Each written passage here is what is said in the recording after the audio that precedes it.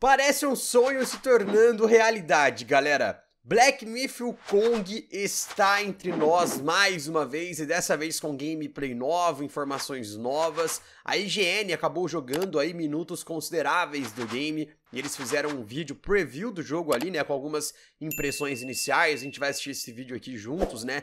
Lembrando, pessoal, que rolou uma demo do jogo já, né, lá na China, que puderam jogar e tudo mais.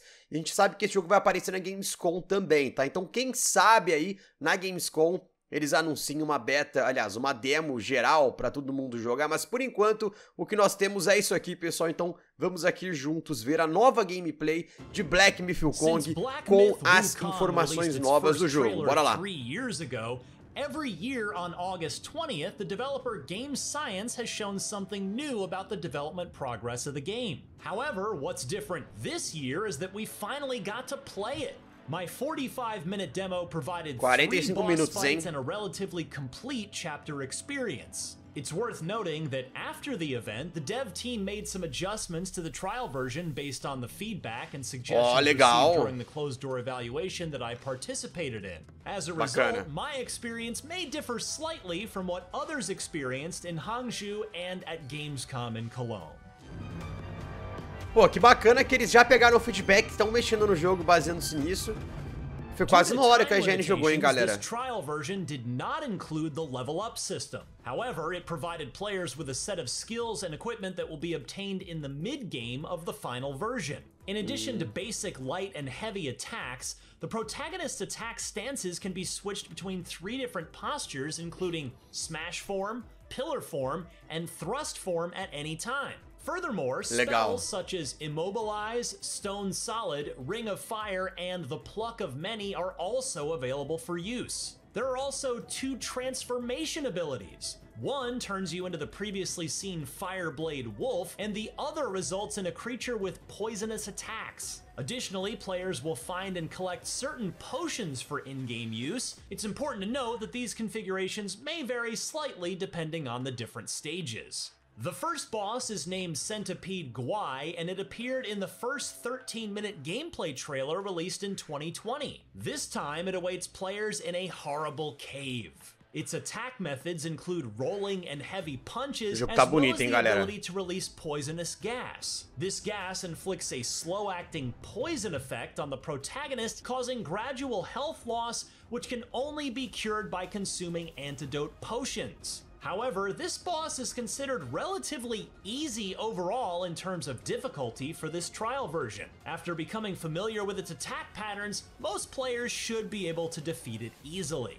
The second boss is the Macaque Chief, as seen in the Snow Mountain of the 2021 trailer. This time, players can experience the sequence just as it was shown. You can observe how the protagonist's movements and combat in the snow-covered terrain dynamically affect the accumulation of snow in real time. This battle also holds a secret. If the Macaque Chief's health is reduced to half within a certain time, it triggers his second phase. To encounter the monkey with wings, padrão de Souls-like, né? O boss transformar. In this state, the monkey's aggression, attack range, and attack patterns all increase significantly. It gains the ability to launch aerial assaults against the player, making for a thrilling and intense encounter. The third boss is the Tiger Vanguard, who appeared in the 2022 trailer. This time, the Tiger Vanguard awaits players as challenges in a blood pool in a temple. According to the developers, this boss will play a role in the storyline as an NPC who imparts the Stone Solid skill to the protagonist. Therefore, you will witness him using this skill during the battle.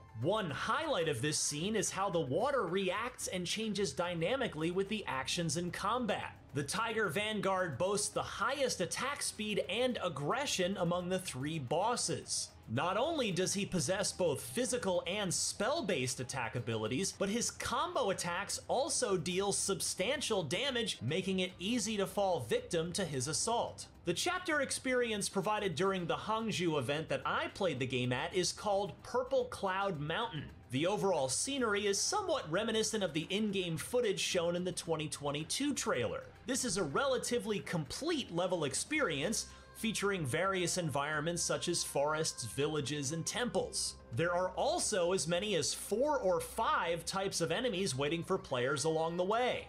Don't underestimate these minions, as they also possess the ability to deliver a fatal blow to the protagonist with a single strike. There's also a detour path in the level that players might not easily find, where they can encounter a hidden boss, the Poisonous King.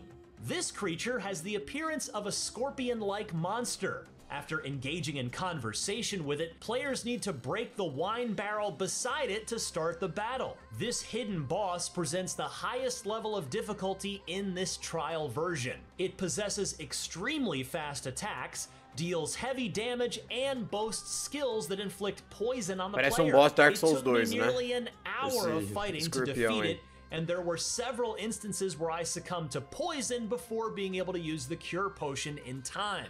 And while Black Myth shares some similarities in its mechanics with the Dark Souls series, the combat feel here is quite distinct from any other similar games. In my opinion, this distinction arises from the fact that in other Souls-like games, players typically wielded weapons like swords or axes, with the grip at the weapon's end during combat. However, in Black Myth: Wukong, the main weapon is a staff, primarily held in the middle. The grip on the staff changes according to different moves, creating a varied rhythm and action, even changing the length of the staff in combat. The impact feedback from the staff striking enemies is quite distinctive as well. Coupled with the support from the spell system during combat, Black Myth: Wukong stands apart as an action RPG with a unique feel, differentiating itself from other ARPG and action games that have come before. Ultimately, despite developer Game Science providing a substantial amount of gameplay content in this trial version, there are still numerous questions waiting to be answered. For example,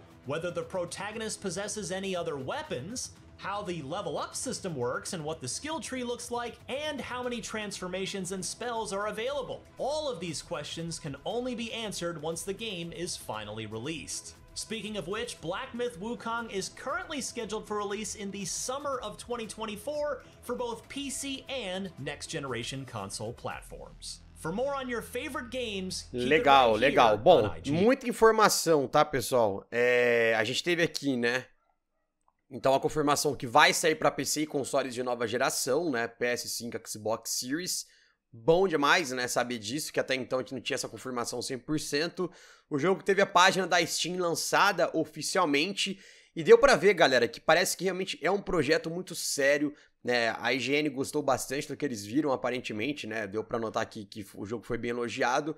Ele trouxe alguns pontos interessantes, né? Da questão de, pô, a gente não viu o level up, né? Quantas transformações o Kong vai ter, né? A gente sabe que o Black Myth Wukong, né, pessoal, é um personagem lá, o Macaco Rei, né? Até que o Goku é baseado, foi criado, né? Baseando-se no conto, que eu esqueci o nome agora do conto certinho, mas é um conto chinês bem popular, né? Que ele tem a capacidade de se transformar, né? E tudo mais. Então, assim, vamos ver, eu tô bem ansioso, tô bem curioso, eu espero muito que na Gamescom aí role essa demo pra geral poder jogar, poder experimentar. O que me chamou a atenção é que ele falou aqui, por mais que seja um jogo Souls-like, o combate dele é muito diferente do que nós estamos acostumados na série Souls, né? Porque até ele falou, porque no Dark Souls tu usa uma espada, um machado e etc, né? Não necessariamente isso, na verdade. Não somente isso, na verdade, né? Mas no Black Myth você usa um cajado, né? Então isso traz um dinamismo diferente. E deu pra ver que o jogo, né, a questão de movimentação tá muito bonita, né, a interação com o cenário, até ele fala daquela luta que ele tá lutando contra o tigre, né, da água e como a água reage aos movimentos nela. Então tô bem ansioso, bem animado pra jogar esse jogo. Parece que a Game Science fez um trabalho muito legal. E o mais interessante é que eles ficaram bem quietinhos, né, trabalhando na deles e agora começaram a mostrar mais do projeto. Então é isso, pessoal. E vocês, curtiram a nova gameplay de Black Myth Wukong? Comenta aqui embaixo no campo dos comentários. Tamo junto, galera. Um forte abraço. A gente se vê no próximo vídeo. Valeu, falou e see ya!